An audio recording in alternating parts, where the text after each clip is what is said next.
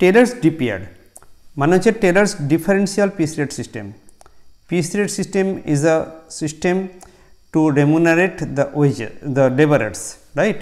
তো ওয়েজ পেমেন্টের একটা পদ্ধতিকে বলা হয় পিস রেট সিস্টেম। এখানে দুটো শব্দ ইউজ করা হলো, একটা পিস রেট, একটা ডিফারেন্সিয়াল। পিস রেট মানে হচ্ছে পার ইউনিট প্রোডাকশন, পার ইউনিটের উপরে ভিত্তি করে আমরা পেমেন্ট করব। আর ডিফারেন্সিয়াল মানে হচ্ছে বেশি এফিসিয়েন্টকে বেশি টাকা দেবো আর কম এফিসিয়েন্টকে কম করে রেট দেবো, রাইট। যে বেশি এফিসিয়েন্ট তাকে বেশি টাকা দেবো আর যাকে কম। তাহলে নিশ্চয়ই আমরা প্রথমে কী করব, প্রথমে আমরা এফিসিয়েন্সি রেটটাকে বার করব, ফাইন্ড আউট এফিসিয়েন্সি রেট।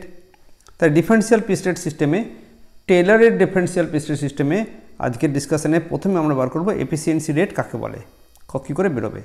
না আমার টাইম টেকেন কত আর স্ট্যান্ডার্ড টাইম কত দিয়ে ভাগ করে 100 দিয়ে গুণ করলে আমি এফিসিয়েন্সি রেট পেতে পারি। অথবা আমাকে 240 ইউনিটস তৈরি করতে বলা হয়েছিল, আমি কিন্তু তৈরি করেছি কত 300 ইউনিট, তাহলে আমার রেটটা বার করতে পারি 300/240 × 100। অথবা আমি তৈরি করেছি 180 ইউনিটস, তাহলে 180 ডিভাইড 240 × 100 করলে আমি এফিসিয়েন্সি রেট পাবো।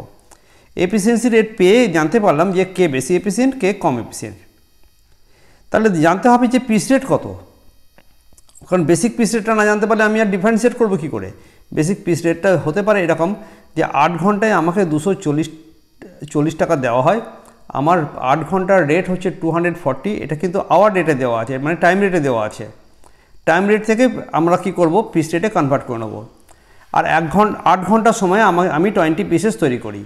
সিম্পল, 8 ঘন্টা সেম টাইম, ₹240 আর প্রোডাকশান 20 পিসেস, তাহলে পার পিস হবে 240/20 = 12 টাকা করে।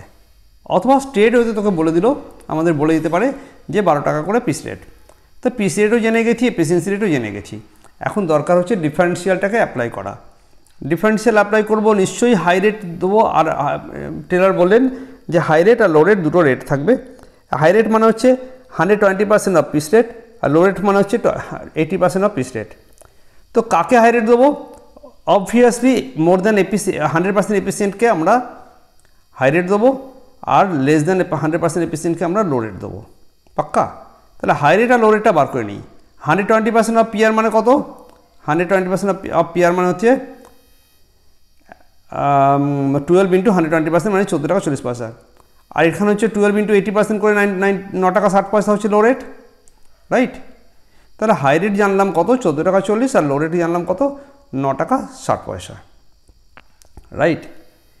এখন একটা এক্সাম্পল নেওয়া যাক। সানু তৈরি করেছিল 300 ইউনিটস আউট, যখন তাকে 240 ইউনিটস করতে বলা হয়েছিল 8 ঘন্টা সময়ের মধ্যে। তাহলে তার রেট, তাহলে সে কি মোর এফিসিয়েন্ট না লেস এফিসিয়েন্ট? একে × 100 দিয়ে গুণ করলে আমি রেটটা জানতে পারলাম যে ইট ইজ মোর দ্যান 100%। পার্থিব করেছিল 200খানা ইউনিট, যখন তাকে 240টা করতে বলা হয়েছে, মানে এটাকে যদি × 100 দিয়ে গুণ করে আমি রেট জানতে পারলাম যে এটা হচ্ছে লেস দ্যান 100%। তাহলে একটা সিম্পল কোশ্চেন হয়ে যায় যে সানু ইজ মোর এফিসিয়েন্ট, তাকে আমরা হাই রেট দেবো। হাই রেট একটু আগে আমরা বার করে রেখেছিলাম যে হাই রেট কত ছিল? হাই রেট ছিল এখানে 14 টাকা 40 পয়সা। তাহলে 14 টাকা 40 পয়সা × 300 ইউনিট তৈরি করেছিল সানু, গুণ করলে ওকে 4320 টাকা দেবো। পার্থিব তৈরি করেছিল কত? 200 ইউনিট, তাকে 9 টাকা 60 পয়সা করে আমরা রেট পেয়েছিলাম। এখন তাকে 200 ইউনিট × 9 টাকা 60 গুণ করে 1920 টাকা দেবো। তার মানে কী হলো না, লো এফিসিয়েন্ট লোকটা কম মাইনে পেলো আর হাই এফিসিয়েন্ট লোকটা বেশি মাইনে পেলো।